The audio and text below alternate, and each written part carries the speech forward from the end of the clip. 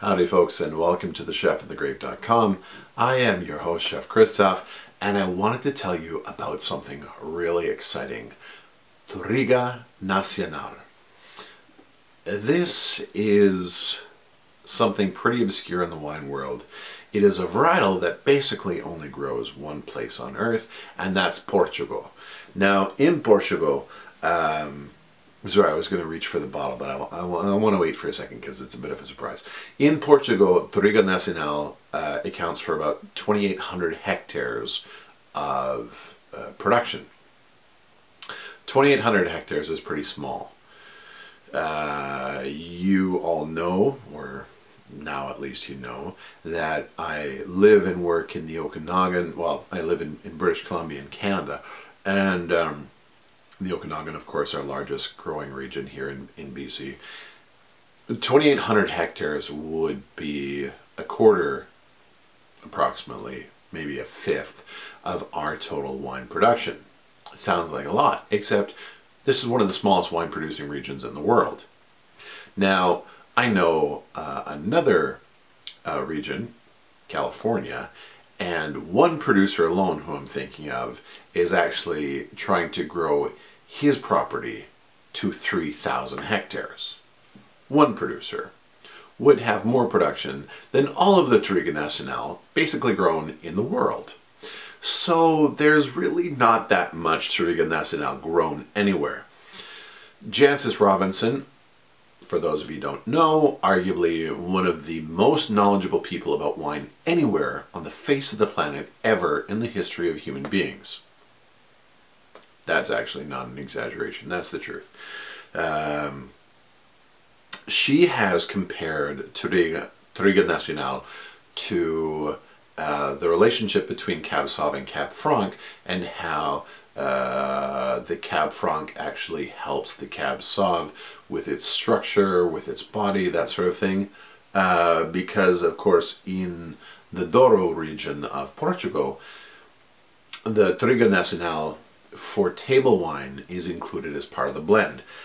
But what I want to tell you about is Touriga Nacional grown in British Columbia by my friends Beta and Chris Tolley at MoonCurser.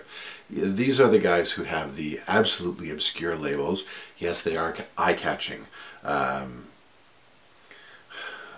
There's something else. They're actually quite beautiful. But, you know me, I'm a old school guy. I'm a purist.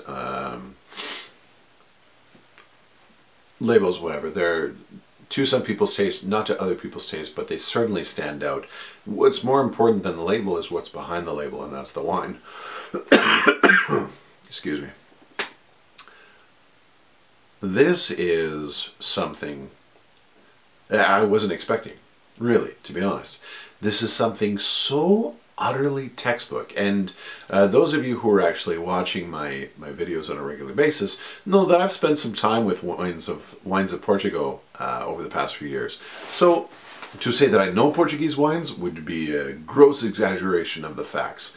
I'm starting to understand a bit about Portuguese wines, but out of the whatever 300, 400, 500 Portuguese wines I've had over the past 3 years,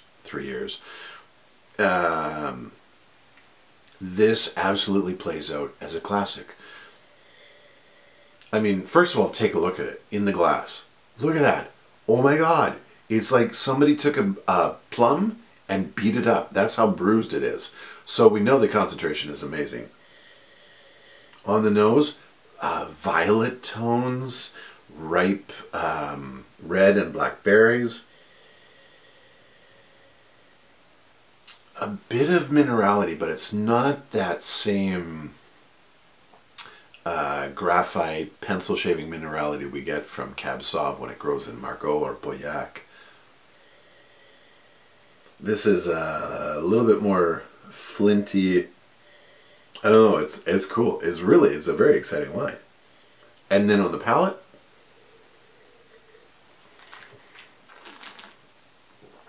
wow. One of the things I'm struck by right away, and it's got a medium body, so pair it with food, great. Enjoy it on its own, great. but I love the brightness, the freshness of the acidity. I know you guys hear me say that all the time, but that's because, to me, that's a trademark of excellent wine. One of my mentors, who I respect above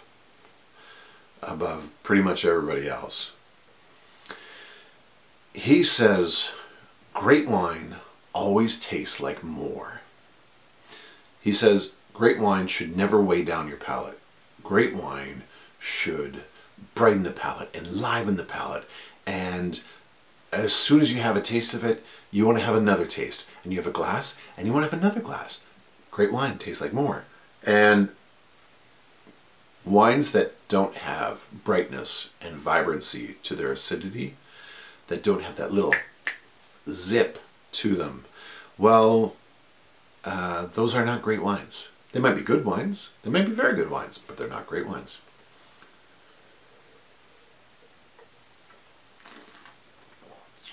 Tannin structure. Big, bold, structured. The integration is not quite there yet. It's good. It's not fantastic. It's good.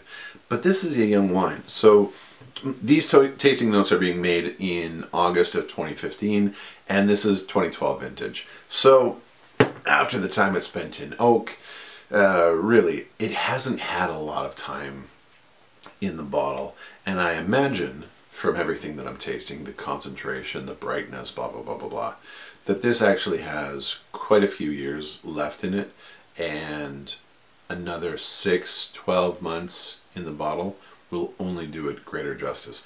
So if I was to give a note with it for you as the purchaser, I would say when you buy this wine, absolutely, you can pour it in, you can enjoy it right away, decant it, double decant it, aerate it into a decanter if you want to, but that's certainly going to do nothing except help that wine come to life and come into its own.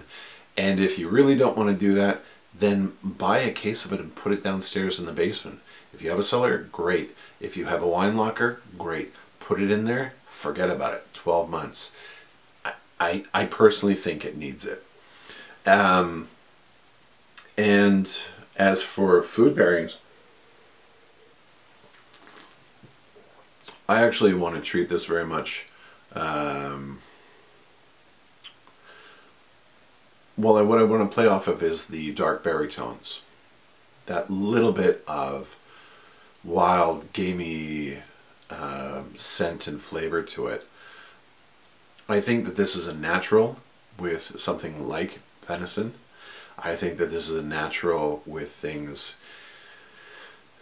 It even has the brightness of acidity to pair off of things like an ossobuco, but I would go venison ossobuco. And then I would do it totally classic, right? I would do venison ossobuco, and I would do the saffron risotto, right? Absolutely gorgeous. So this is running about $40 a bottle Canadian, which I think is an absolute steal, because to get great Touriga Nacional from Portugal here in BC will easily run you $35–40, easily. But my question would be, how many Touriga Nacional are you having from Canada these days? Oh, wait a sec, there's only one. Right, so if you get charged $40 for it, that's a great price. Take it. I'm giving this 91 points, and it's deserving of that. If you haven't had a lot of Touriga Nacional that you know of as a table wine, this is the varietal that's behind port. And it's funny because I can notice a lot of similarities in the structure of the flavor profile. It's really quite beautiful. Yeah, this is a really special wine. I hope that you make the time to give it a try. I hope you can find it in your market, or at least get it imported to your house. And above all other things, I hope that you enjoy it as much as I have.